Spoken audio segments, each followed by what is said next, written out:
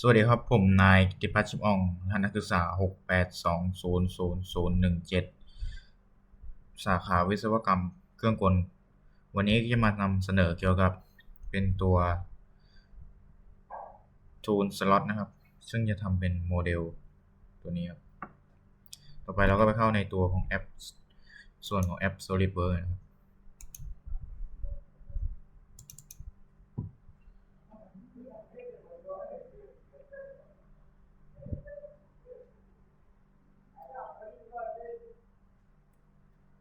กดไปที่พาร์ทครับ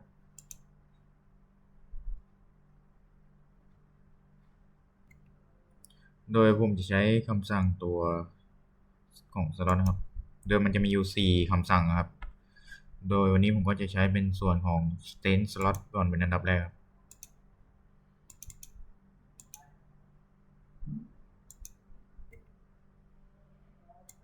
ก็สร้างไปเลยครับ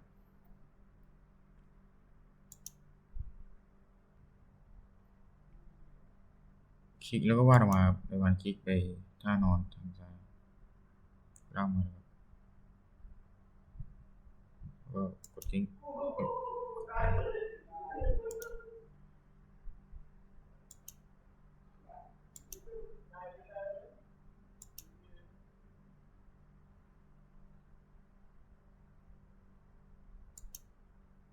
แล้วคลิกออกมา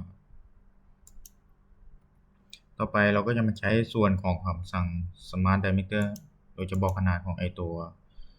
ไอสล็อตตัวนี้โดยคลิกที่เส้น Center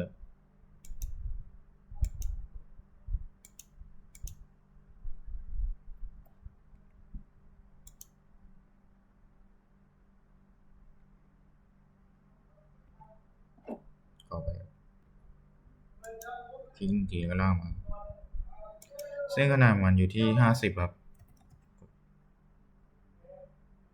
ถูกต้องครับก็ได้ประมาณนี้ต่อไปก็เป็นบอกขนาดความโตของสล็อตโดยการเราคลิกตรงนี้ตัวเส้นนี้ครับความโตของมันอยู่ที่12ครับถูกครับก็จะได้ประมาณนี้ครับโดยต่อไปผมใช้ในตัวของคำสั่งสล็อตเหมือนเดิมครับโดยใช้เป็นคำสั่งที่2ครับก็กดที่จุดนี้ครับแล้วเราก็ลากขึ้นมาเลยลากขึ้นเป็นเส้นตรงกดคลิกทีแล้วก็คลายออกครับแล้วเรากดส่วน ESC เพื่อออกจากคำสั่งครับต่อไปมันก็จะมาบอกขนาดของไอตัวนี่ครับคลิกท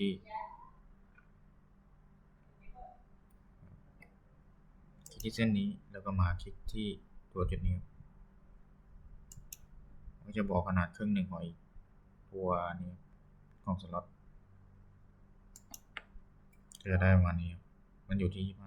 25กดต่อไปมันก็จะมาบอกขนาดของไอ้รัศมีอย่างเงี้ยซึ่งขนาดคลิกที่ไอ้ตรงส่วนของเนี่ยขนาดของมันก็อยู่ที่6เรเดียนครับ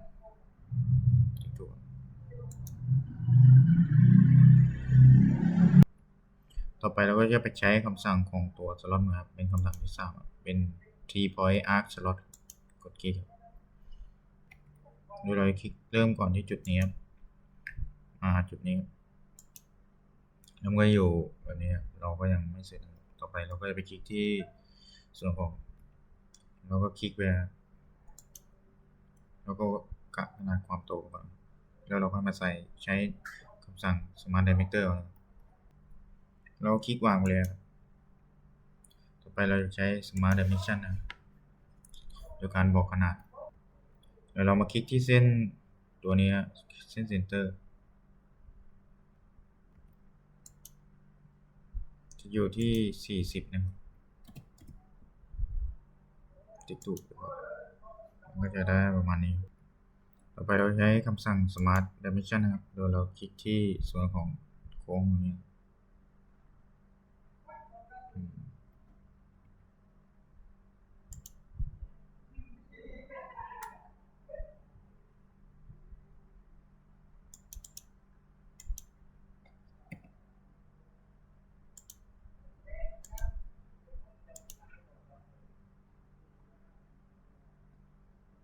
เข้าไปครับ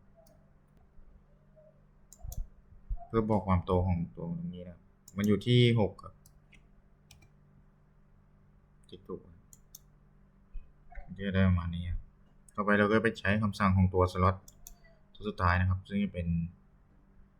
ตัวนี้นะครับหน่วยตัวแรกอยู่ที่ตรงนี้ครับเซนเตอร์ตัวนี้ครับในการลากมาที่จุดเซนเตอร์ข้างล่างครับแล้วก็ขึ้นไปที่จุดบนตรงนี้ครับ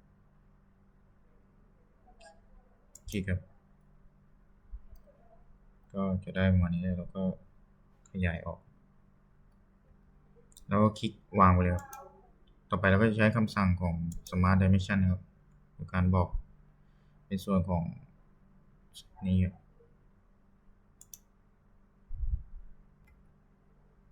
ตรงนี้เท่ากับ6พิมพ์เลยก็จะได้ประมาณนี้ครับก็รูปก็จะได้ประมาณนี้ครับก็เป็นอันเสร็จสิ้นแล้วก็คลิปนี้ก็ประมาณนี้ครับสวัสดีครับ